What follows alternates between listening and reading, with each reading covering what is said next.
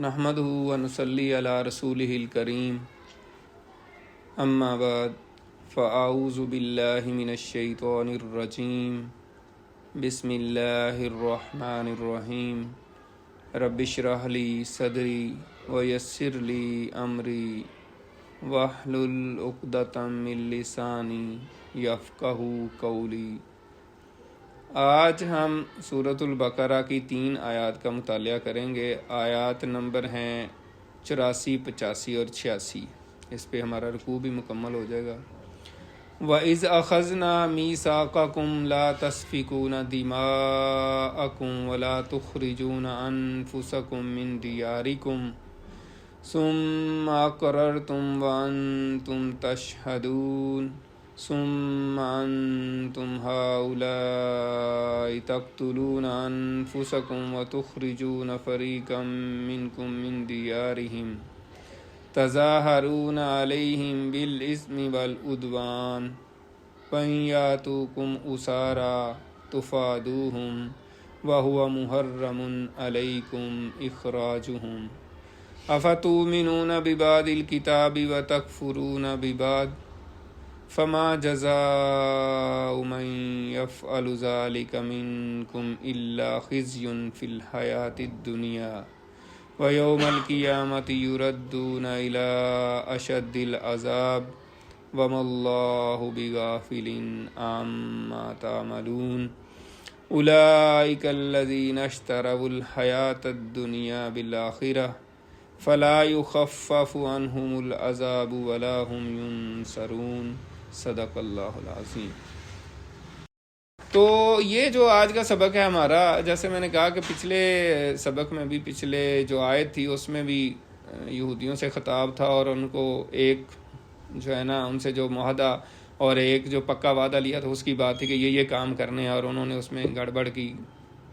اسی طرح کے ایک اور جو ہے نا معاہدہ جو ہے یا میثاق جو ہے، جو پکا وعدہ اللہ تعالیٰ نے لیا، تو اس میں اس کا ذکر ہو رہا ہے۔ وَإِذْ أَخَذْنَا، اور جب ہم نے لیا، مِيثَاقَكُمْ، تم سے پکا وعدہ، کیا کیا اللہ تعالیٰ نے وعدہ لیا تھا؟ لَا تَسْفِكُونَ دِمَاءَكُمْ وَلَا تُخْرِجُونَ أَنفُسَكُمْ مِنْ دِيَارِكُمْ، یعنی پہلے نمبر پہ کہ تم نے قتل و غارت نہیں کرنی، اپنے لوگوں کے خلاف تم نے خون نہیں بہانا، پہلی بات۔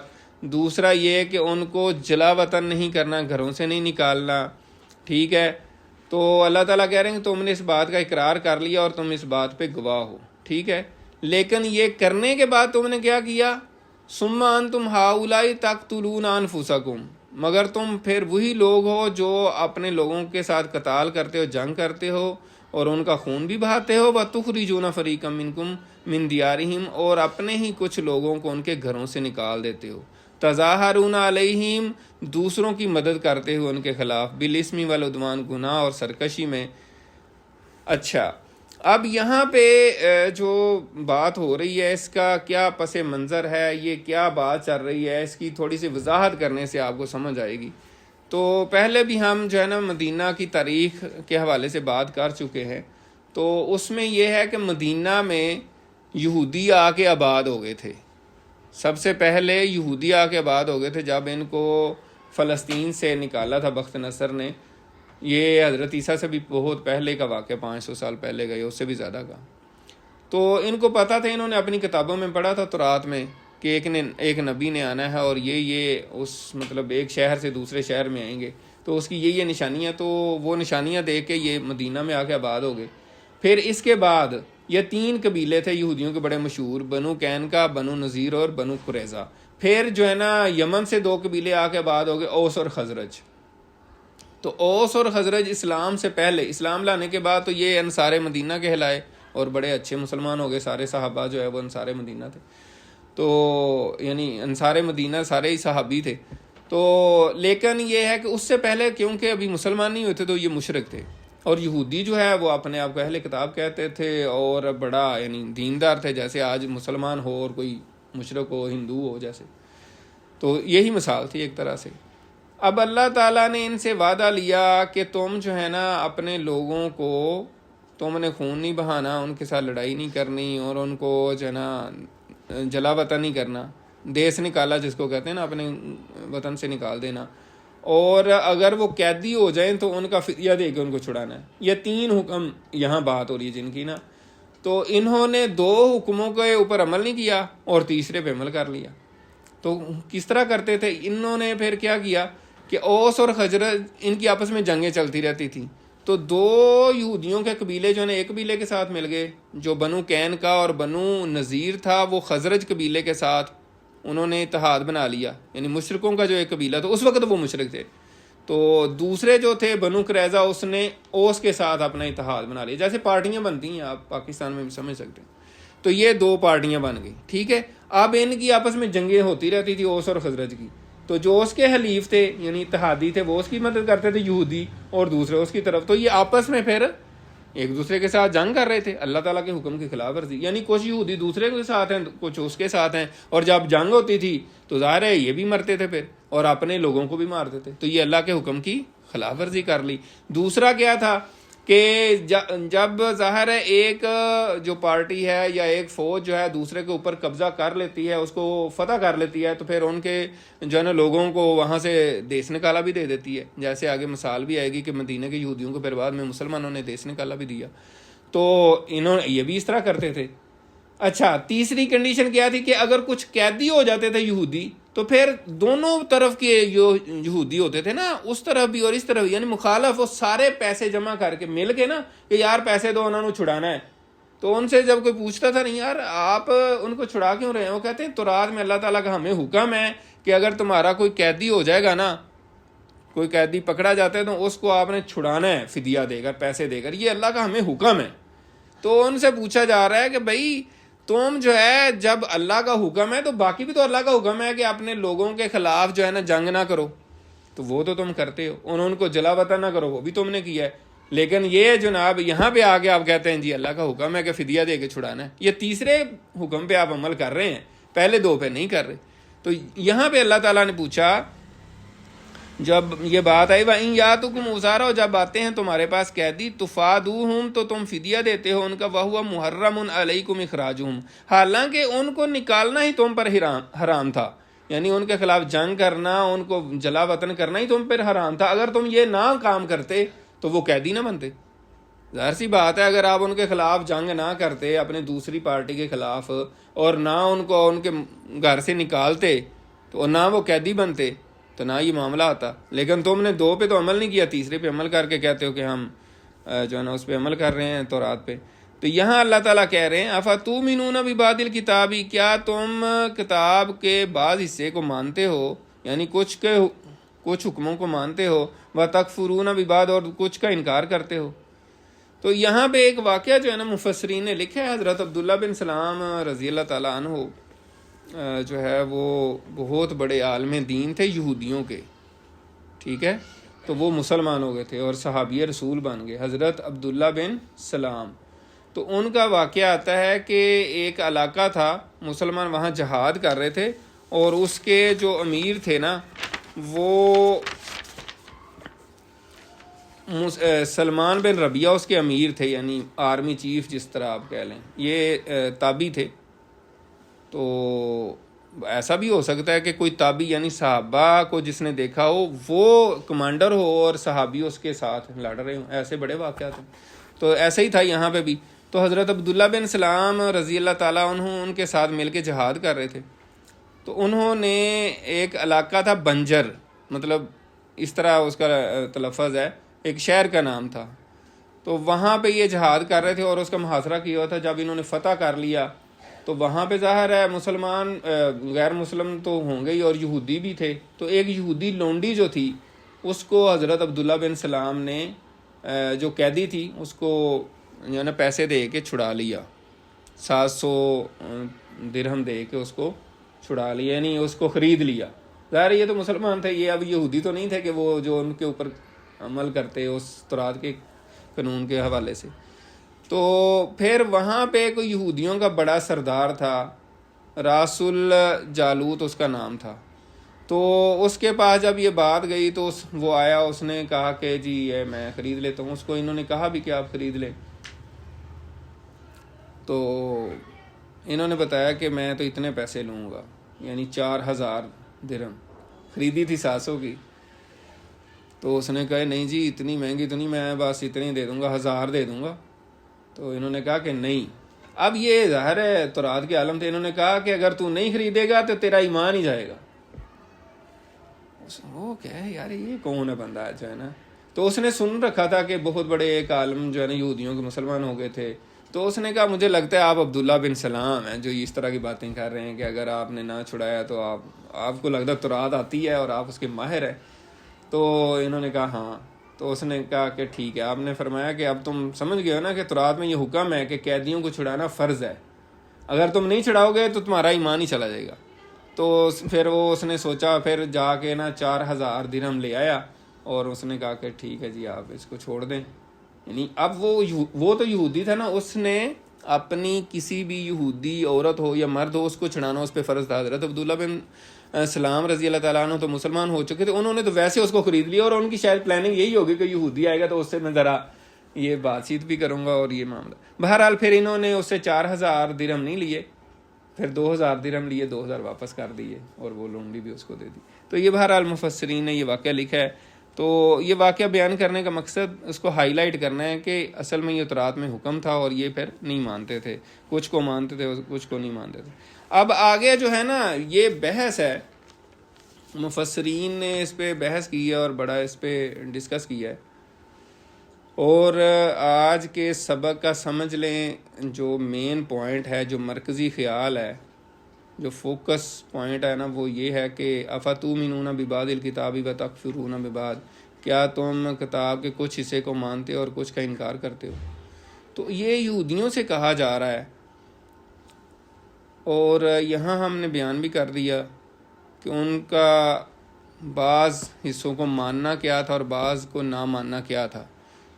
وہ میں نے آپ کو بتا دیا کہ 3 حکم دیے گئے تھے، 3 میں سے وہ 2 کو تو نہیں مان رہے تھے، 1 کو مان رہے تھے. تو ان کو کہا گیا کہ یہ کیا طریقہ ہے.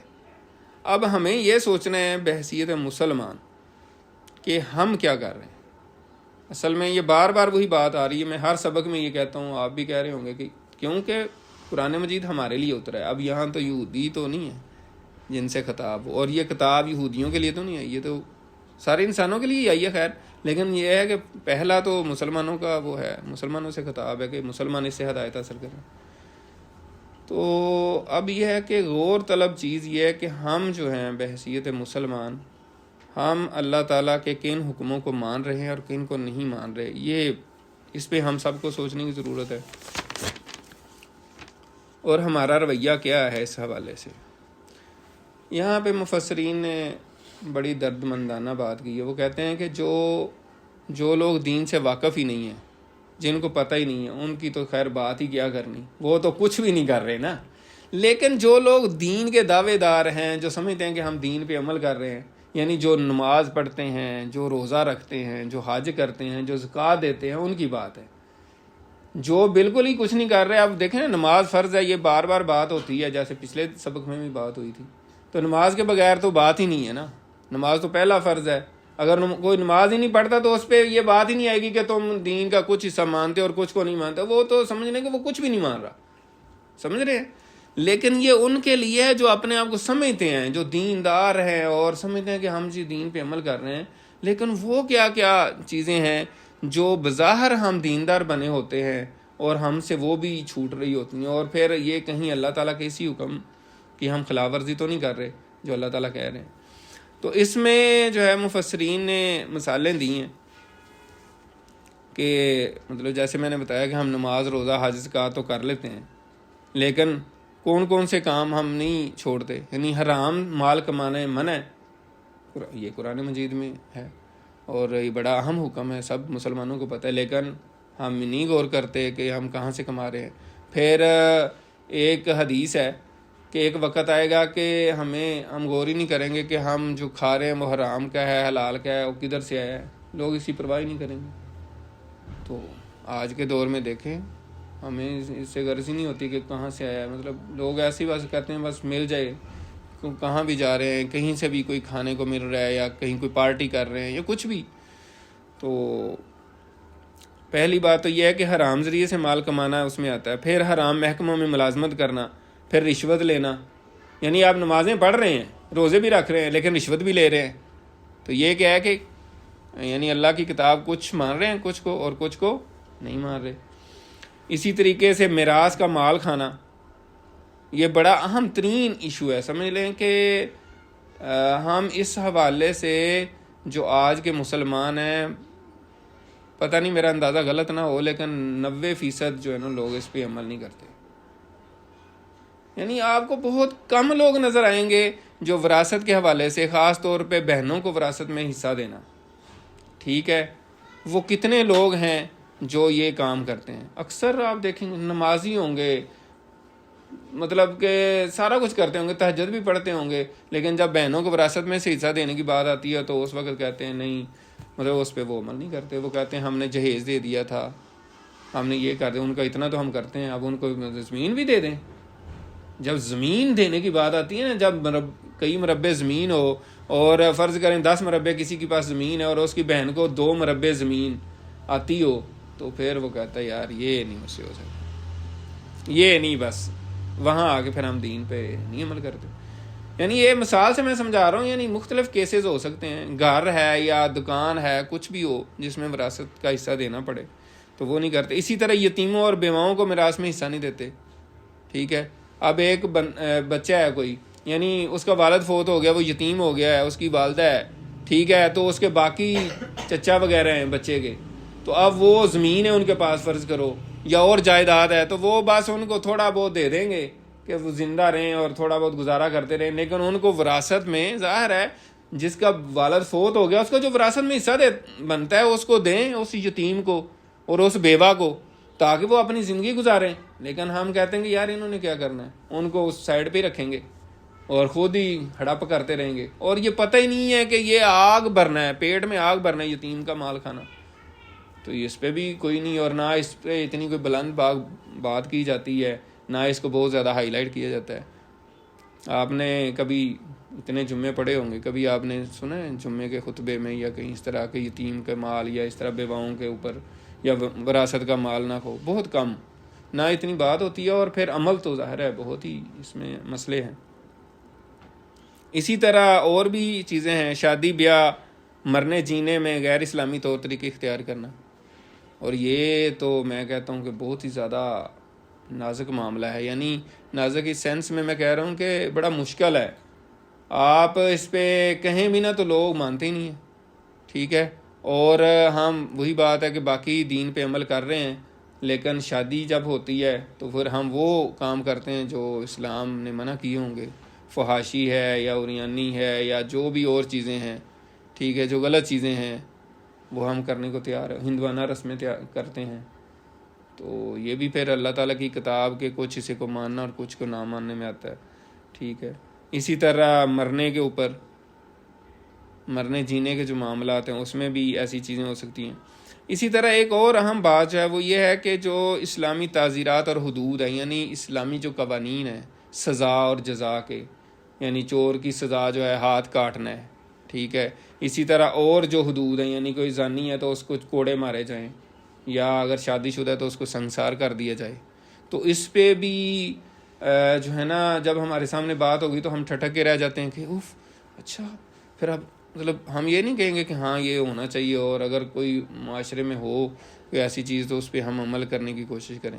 بظاہر ہے تو یہ ظاہر سی بات ہے ریاست کا کام ہے کوڑوں کی سزا دینا یا اس طرح، لیکن ہم ٹھٹک کے رہ جاتے ہیں. یعنی حاکم ہو یا محکوم، یعنی کوئی حکمران ہے وہ بھی اس پہ عمل نہیں کرنا چاہ رہا، اور یہ نہیں ہے کہ عوام چاہ رہی ہے، عوام بھی نہیں چاہ رہی. عوام میں بھی آپ سروے کریں وہ کہتے ہیں نہیں یار یہ تو پتہ نہیں، اور ایسا معاشرے میں باتیں پھیلائی جاتی ہیں کہ یار ہاتھ کاٹنا تو بہت زیادتی ہے یار، بہت غلط ہے. یہ یورپ اور امریکہ، یہ عیسائی جو ہے نا وہ اس طرح کی باتیں پھیلاتے رہتے ہیں، اور ہمارے مسلمان وہ اس سے متاثر ہوتے رہتے ہیں، ٹھیک ہے، اور پھر وہی باتیں کرتے ہیں. تو یہ معاملات جو ہیں یہ پھر اسی طرف جاتے ہیں کہ ہم جو ہے کتاب کے کچھ حصے کو مان رہے ہیں اور کچھ کو نہیں مان رہے.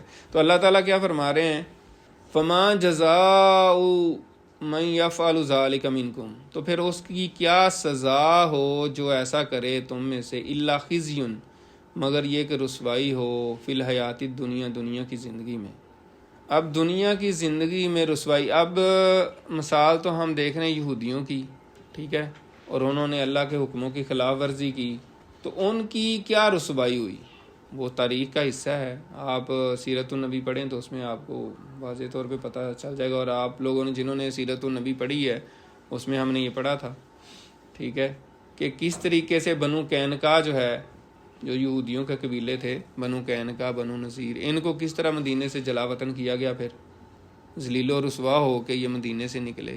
اسی طرح بنو نذیر جو تھے انہوں نے اپنے گھر بار تباہ کر لیے. جب ان کو پہلے تو انہوں نے بڑا چیلنج کیا مسلمانوں کو کہ نہیں، ہم مقابلہ کریں گے، ہم دیکھیں گے کہ آپ کیا کر لیتے ہیں. آپ نے تو ایسے ہی وہ مکہ کے لوگوں کو ہرا دیا تھا، آپ ہمارے مقابلے میں آئیں گے تو پتہ چلے گا. لیکن جب حضور پاک صلی اللہ علیہ وسلم نے صحابہ کے ساتھ مل کے ان کا محاصرہ کر لیا تھا تو پھر انہوں نے ہتھیار پھینک دیے اور پھر اپنے گھر جو ہے نا توڑ پھوڑ دیے تاکہ مسلمان نہ استعمال کریں.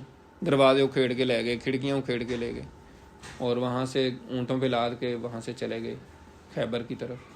تو یہ ذلیل و رسوا ہوئے. اور اسی طرح بنو قریظہ جو ہے انہوں نے تو بہت بڑی غداری کی تھی غزوہ احزاب، غزوہ خندق جو ہے اس کے اوپر.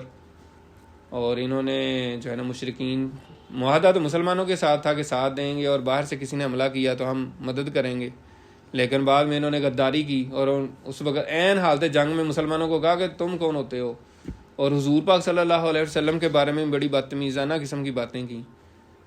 تو اللہ تعالیٰ نے مسلمانوں کی عزت رکھی. اور پھر کیونکہ انہوں نے غداری کی تھی، اور غداری کی سزا دنیا کے ہر ملک، ہر قانون، ہر جگہ یہی ہے، قتل کیا جائے.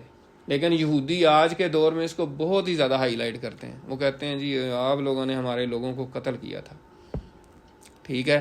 اور جو یہودی ایجنٹ ہوتے ہیں، ٹھیک ہے، وہ ادر وے راؤنڈ جا کے نا وہ اس معاملے کو ہائی لائٹ کرتے ہیں. مجھے یاد ہے اچھی طرح عمر خراسانی کوئی بندہ تھا، یہ طالبان کا کوئی نا، تو جب یہ واقعہ ہوا تھا APS کا، جو فوجیوں کے بچوں کو مارا گیا تھا، تو اس پہ اس نے کہا تھا کہ یہودیوں کے بچوں کو بھی تو مارا گیا تھا نا.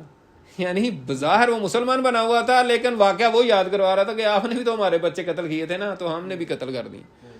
تو ان کو آج تک وہ واقعہ یاد ہے، یہودیوں کو یہ واقعہ جو ہے نا، کیونکہ یہ بنو قریظہ کے سارے مرد قتل کر دیے تھے، عورتیں اور بچے چھوڑے تھے، تو ان کو یہ آج تک تکلیف ہے اس بات کی. ہم تو ویسے ہی فارغ ہو گئے نا مسلمان. ہمیں تو جو انہوں نے اسپین سے نکالا ہے اور جس طرح ہمارے عورتوں بچوں کو قتل کیا، آگ میں، انہوں نے کہا تھا کہ یا تمہیں آگ میں جلا دیں گے یا ہمارا ملک چھوڑ دو یا عیسائی ہو. جو یہ اسپین جو ملک ہے نا، یہ اندلس تھا پہلے، جو مسلمان اس وقت سپر پاور تھے. تو انہوں نے کیسے، اور یہ 500 سالہ، یہ 1992 انہوں نے 500 سالہ تقریبات منائی اسپین میں. 1492 میں انہوں نے مسلمانوں سے یہ چھین لیا تھا، ٹھیک ہے. تو 700 کچھ میں ہم نے مسلمانوں نے اس کو فتح کیا تھا، اور تقریباً 700-750 سال مسلمانوں کا وہاں پہ رہا قبضہ. اور 1492 میں انہوں نے قبضہ کیا، اور 1992 500 سال بعد انہوں نے جشن منایا. 500 سالہ یہاں سے ہم نے مسلمانوں کو نکالا ہے.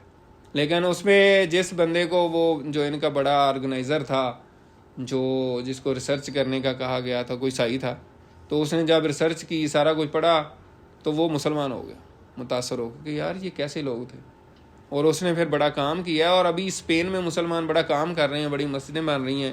اور ہمارے محترم اللہ تعالیٰ جنت نصیب فرمائے ڈاکٹر محمود احمد غازی صاحب کا، جن کا میں اکثر ذکر بھی کرتا ہوتا ہوں، وہ بتا رہے تھے ایک دفعہ، ان کا میں لیکچر سن رہا تھا کہ پتہ نہیں، میں اپنا بھی بتا رہے تھے، پھر ان کے جو وہ میں بتا رہا ہوں جو مسلمان ہو گئے وہ دوست بن گئے.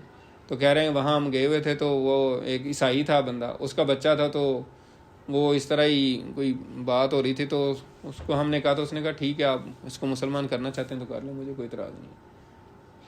تو اس طرح یعنی کہ وہاں پہ اب وہ ہے. لیکن پھر بھی جو مسجد قرطبہ ہے، جو مسلمانوں کی بہت شاندار مسجد ہے، دنیا میں بڑی جو مساجد ہیں اور تاریخی مسجدیں ہیں، جس کے اوپر علامہ اقبال نے نظم بھی کہی ہے اور بڑی پر درد نظم کہی ہوئی ہے، اس میں ابھی تک بھی یہی ہے. شاید اب کب مجھے پتہ نہیں، لیکن کچھ عرصہ پہلے تک تو یہی تھا کہ مسلمانوں کو اجازت نہیں تھی اس میں. اور علامہ اقبال جب گئے تھے تو ان کو اس وقت بھی اجازت نہیں تھی، انہوں نے بڑی مشکل سے اجازت لے کے وہاں پہ کہتے ہیں کہ نماز پڑھی تھی، اور پھر بڑی پر درد جو ہے نا نظم کہی تھی مسجد قرطبہ کے اوپر. آپ کبھی پڑھیں علامہ اقبال کی نظم. تو خیر یہودی تھے، ان کی رسوائی کی بات ہو رہی تھی کہ کس طرح پھر یہ رسوا ہوئے اللہ کے حکموں کو نہ مانا. تو یعنی بعض کو ماننا اور بعض کو نہ مانا. اب سوال یہ ہے کہ ہم جو مسلمان ہیں، جو میں ابھی بات کر رہا تھا، تو ہم اگر نہیں مان رہے اللہ کے حکموں کو، تو پھر ہمارے ساتھ جو ہو رہا ہے پوری دنیا میں، ان کی تو رسوائی کی داستان ہم نے سن لی ہے، اور ہماری داستان آپ کے سامنے ہے۔ پوری دنیا میں ہمارا کیا حال ہے، مطلب ہمارے پاس کیا اختیار ہے؟ امریکہ جو چاہتا ہے وہی کر رہا ہوتا ہے، ٹھیک ہے؟ دنیا کے جو کافر ملک ہیں، روس ہے، امریکہ ہے، چائنا، مطلب وہی طاقتور ہیں، مسلمانوں کی کوئی سے نہیں ہے، کوئی عزت نہیں ہے، رسوا ہو رہے ہیں، ذلیل و خوار ہو رہے ہیں۔ وجہ کیا ہے؟ وجہ یہی ہے کہ ہم نے بھی دین کو کچھ کو مان رہے ہیں، کچھ کو نہیں مان رہے، کچھ پہ عمل کرتے ہیں، کچھ کو اپنی مرضی من موج سے کر رہے ہیں، تو یہی ہماری رسوائی کا باعث ہے۔ اور ہم اس طرف آنا بھی نہیں چاہتے، نہ ہم سننا چاہتے ہیں، نہ پڑھنا چاہتے ہیں، نہ ہمیں کوئی شوق ہے، نہ کوئی بتاتا ہے، بس نمازیں پڑھتے جا رہے ہیں اور صرف بیماروں کے لیے دعا کرتے جا رہے ہیں۔ یعنی اور ہم کوئی پتہ ہی نہیں چل رہا کہ اور بھی مسلمانوں کو کوئی چیلنج درپیش ہے، یا کوئی سوچ ہے، یا فکر ہے، یا غور و فکر کرنا چاہیے۔ بس ہم بس وہی نماز روزہ اور بس، اور ہمیں کوئی پتہ ہی نہیں ہے، نہ کوئی فکر ہے، نہ سوچ ہے۔ تو بہرحال یہ ایک درد مندانہ بات ہے، اس سے زیادہ میں کیا کہہ سکتا ہوں۔ اب ہمارے لیے اس میں کیا ہے؟ یعنی یہ تو اوورآل مسلمانوں کی بات ہے نا، ہم جو یہاں اب بیٹھے ہوئے ہیں میرے سمیت، یعنی یہ نہیں ہے کہ میں آپ کو کہوں اور خود اپنے لیے نہیں، میرے سمیت، میں بھی بہت کمزور ہوں، تو ہمیں یہ سوچنا کہ میرا رویہ کیا ہے۔ یعنی ہم سارے اپنے اپنی گریبان میں، میں اپنے گریبان میں جھانکوں اور سوچوں کہ یار جو اب تک ہم نے اللہ کے حکم پڑھے ہیں اس پہ میرا کس کس پہ عمل ہے اور کس پہ نہیں ہے۔ غور کریں، گھر میں بیٹھ کے غور کریں، بے شک یہ نہیں ہے ابھی کریں، اور جس پہ ہم عمل نہیں کر رہے اس پہ عمل کرنے کی طرف جائیں، ٹھیک ہے نا؟ اللہ تعالیٰ کہہ رہا ہے کہ جھوٹ نہ بولو، کیا میں جھوٹ تو نہیں بولتا؟ اللہ تعالیٰ کہتا ہے وعدہ خلافی نہ کرو، کیا میں وعدہ خلافی تو نہیں کرتا؟ امانت میں خیانت تو نہیں کرتا؟ بنیادی ترین جو چیزیں ہیں، اور اس کے علاوہ جو بھی ہم نے پڑھی ہیں چیزیں۔ یہاں پہ ایک اور بات جو بیان ہوئی ہے وہ یہ ہے کہ یہ سرکشی کی وجہ سے ان کے اندر تھا، یعنی بتایا گیا کہ بالاسم والعدوان، یعنی یہ حق کی راہ میں رکاوٹ کیا چیز ہوتی ہے؟ گناہ اور سرکشی۔ یعنی ایک بندہ جب سرکش ہو جاتا ہے، اپنے آپ کو بڑی چیز سمجھتا، پھر وہ اللہ کے حکموں کو نہیں مانتا۔ تو اس پہ مفسرین نے کچھ اور چیزیں بھی بتائی ہیں جو سرکشی کا باعث بنتی ہیں یا حق کے قبول کرنے میں رکاوٹ بنتی ہیں۔ اس میں عجب ہے، تکبر ہے، حسد ہے، ریا ہے، غضب ہے، حب مال ہے، حب جاہ ہے۔ یہ بھی چیزیں ایسی ہیں جو حق قبول کرنے کی راہ میں رکاوٹ بنتی ہیں۔ عجب کیا ہوتا ہے؟ عجب یہ ہوتا ہے کہ ایک بندہ سمجھتا ہے کہ میں بڑی چیز ہوں، ٹھیک ہے، یعنی میں بڑا میں باکمال آدمی ہوں اور میرے اندر بڑی کوالٹیز ہیں، لیکن وہ دوسروں کو بھی برا نہیں سمجھتا، وہ دوسروں کو بھی سمجھتا کہ ٹھیک ہے، یہ بھی ٹھیک ہے، اس کے اندر بھی کوئی کوالٹی ہے، اس کے اندر بھی، لیکن میں ہی ہوں، مطلب میں تو بڑی زبردست چیز ہوں۔ یہ اس کو کہتے ہیں عجب۔ عجب بھی یہ ہوتا ہے کہ یعنی بندہ کہتا ہے کہ یار میں جو کہہ رہا ہوں نا وہی صحیح ہوتا ہے، باقی چلو ٹھیک ہے جو بھی کہتے رہے۔ یہ عجب ہے، یعنی اپنے آپ کو پسند کرنا اور اپنے آپ کو بڑی چیز سمجھنا۔ دوسرا اس میں جو میں نے بتایا وہ تکبر ہے، یہ ہے دوسروں کو حقیر سمجھنا، اپنے آپ کو بڑا سمجھنا اور دوسروں کو اس میں حقیر سمجھنا ضروری ہے۔ یہ فرق ہے نا، یعنی ایک تو یہ ہے کہ اپنے آپ کو بڑا سمجھنا، وہ اور چیز ہے، لیکن آپ اپنے کو بڑا سمجھیں اور دوسروں کو گھٹیا سمجھیں، یار بھائی یہ کیا، باقی کیا لوگ ہم ان کی کیا، یہ سارے ایسے ہی نالائق اور وہ بس میں ہی میں ہوں، ٹھیک ہے، یہ ہوتا ہے تکبر۔ اور حق کا انکار کرنا، یہ سچ بات ہو۔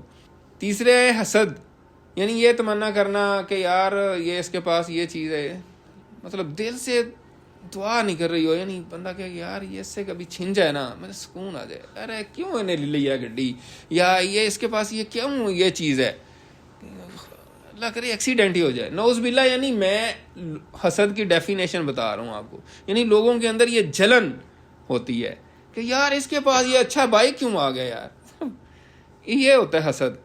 اور ریا ہوتا ہے کہ دکھاوے کے لیے نیکی کرنا، یعنی کوئی بھی نیکی کا کام اس لیے کرنا کہ لوگ کہیں واہ جی واہ بڑا اچھا یار نیک آدمی ہے، میں نے بہت دیکھا ہے۔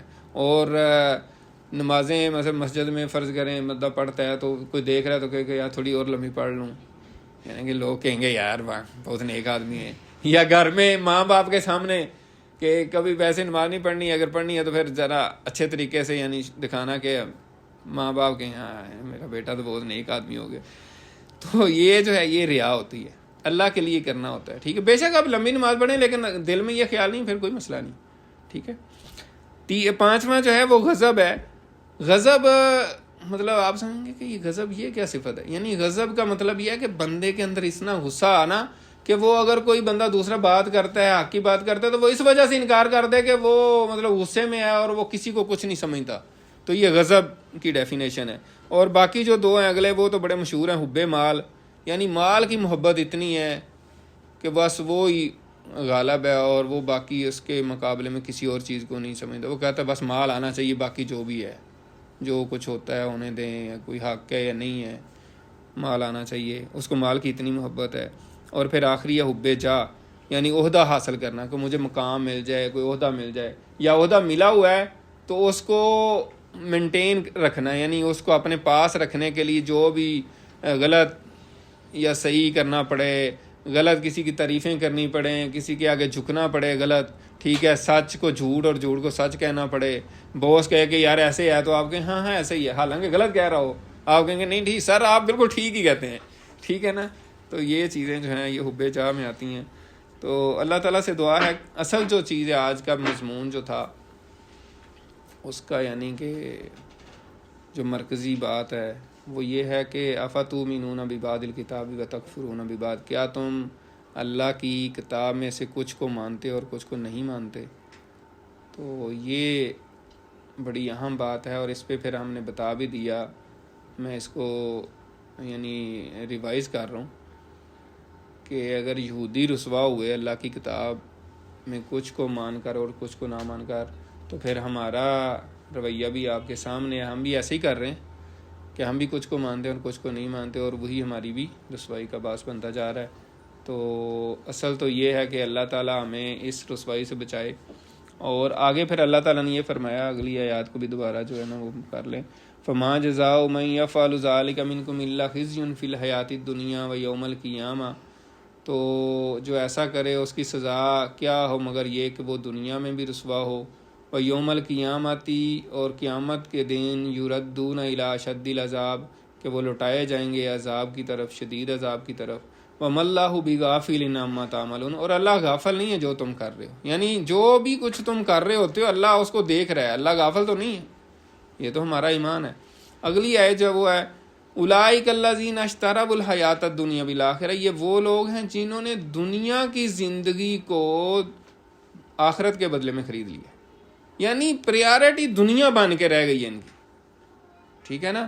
انہوں نے کہا کہ یار آخرت دیکھی جائے گی. یہ پنجابی کا بڑا مشہور محاورہ ہے جو کہ بہت غلط ہے، جو کہ آخرت کا ایک طرح سے انکاری ہے، یعنی کفریہ جملہ ہے.